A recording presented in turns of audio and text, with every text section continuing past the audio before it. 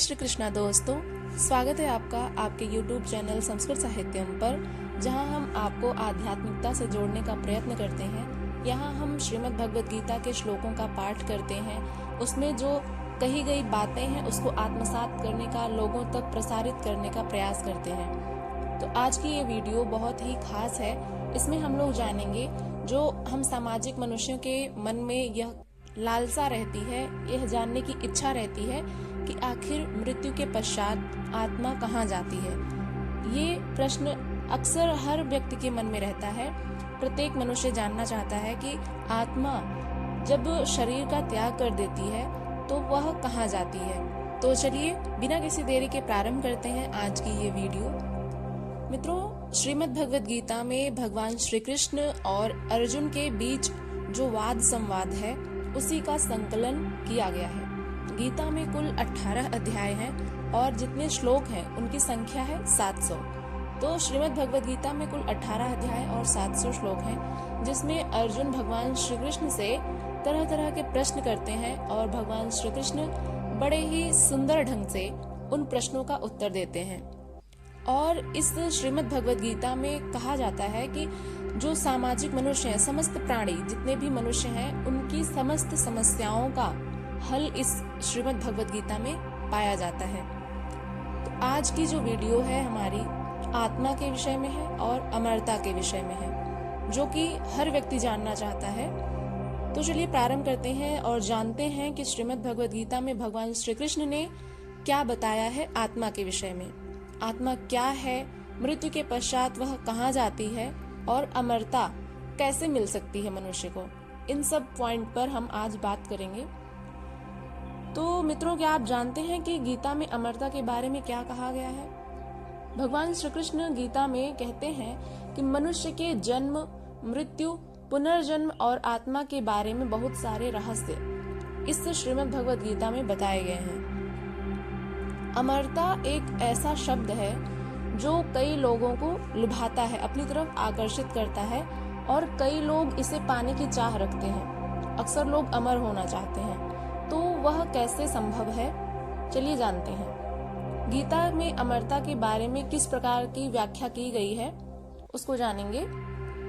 श्रीमद् भगवद गीता में यदि अमरता की बात करें तो इसमें भगवान श्री कृष्ण कहते हैं, एक श्लोक आता है जिसका अर्थ यह है कि आत्मा अविनाशी, अजर और अमर है। श्लोक है, नैनम छिन्दन्ति शस्त्राणि नैनम दहति पावकः न चैनम क्लेद्यन्त्यापो न शोषयति मारुतः।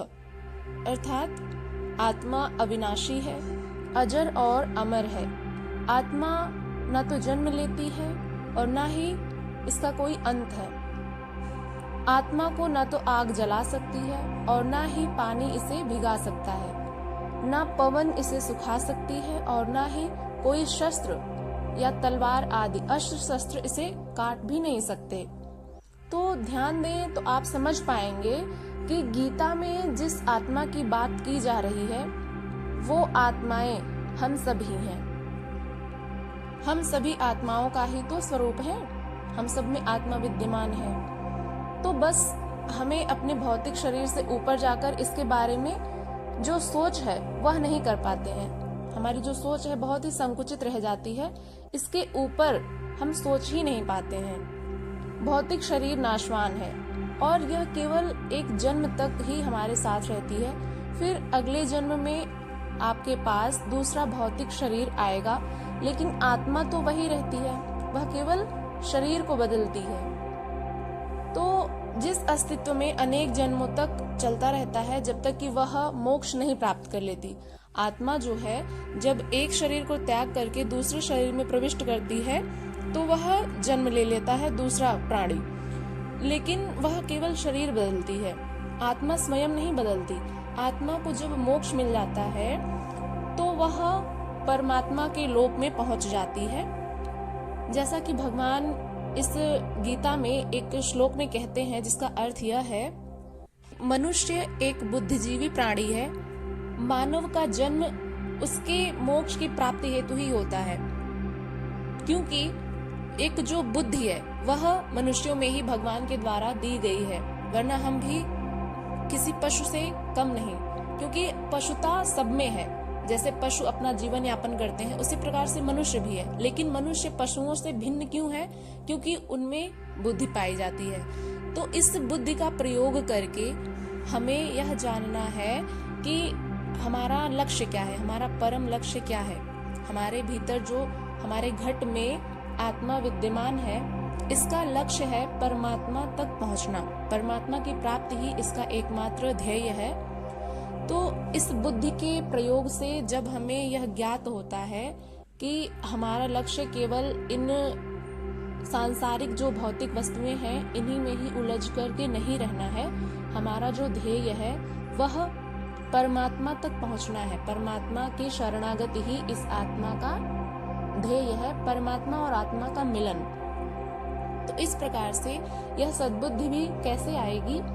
जब किसी साधु का, सज्जन का, किसी संत व्यक्ति का हमें संग मिलेगा, तब जाकर के हमें यह बुद्धि आएगी और हम इस आत्मा की लक्ष्य की तरफ अग्रसर हो सकते हैं कि हमें किस प्रकार से कैसे साधना करनी है कि जब हम परमात्मा तक पहुंच जाएं। तो इसमें कहा गया है गीता में, भगवान श्री कृष्ण कहते हैं कि यह जो आपका भौतिक शरीर है, यह केवल आपके इसी जन्म तक साथ रहता है। फिर जब आपकी मृत्यु हो जाती है तो वह शरीर को त्याग करके आत्मा किसी नए शरीर में प्रविष्ट हो जाती है। तो इसका एक श्लोक है, वासांस जीर्णानि यथा विहाय नवानि गृह्णाति नरोपराणि तथा शरीराणि विहाय जीर्णानि अन्यानि संयाति नवानि देहि। अर्थात जिस प्रकार से मनुष्य पुराने वस्त्रों को त्याग कर दूसरे नए वस्त्रों को ग्रहण करता है, वैसे ही जीवात्मा पुराने शरीरों को त्याग कर दूसरे नए शरीरों को प्राप्त होता है। गीता में यह भी कहा गया है कि व्यक्ति के जो कर्म हैं, उसके जीवन की गुणवत्ता पर निर्भर करते हैं कि आत्मा का अगला जन्म किस प्रकार से होगा, वह कौन से शरीर को धारण करेगी। इस सिद्धांत को कर्म और पुनर्जन्म कहा जाता है। पुनर्जन्म और कर्म का सिद्धांत भी अमरता की व्याख्या करता है। भगवत गीता में आत्मा की अमरता का सिद्धांत एक गहन और व्यापक दृष्टिकोण प्रस्तुत करता है। यह न केवल आत्मा की अनश्वरता को स्थापित करता है, बल्कि जीवन के उच्चतम उद्देश्य को प्राप्त करने के लिए मार्ग को भी स्पष्ट करता है। आत्मा की इस अमरता को समझकर मनुष्य अपने जीवन को एक नई दिशा और उद्देश्य प्रदान कर सकता है। यह विश्वास मनुष्य को जीवन और मृत्यु के भय से मुक्त कर उसे कर्मयोग और ज्ञान योग की राह पर चलने के लिए प्रेरित करता है। बस आपको एक बार यकीन करने की जरूरत है कि आत्मा स्वरूपी आप अमर हैं। आत्मा आपके भीतर ही विद्यमान है, वह परमात्मा का ही अंश होती है।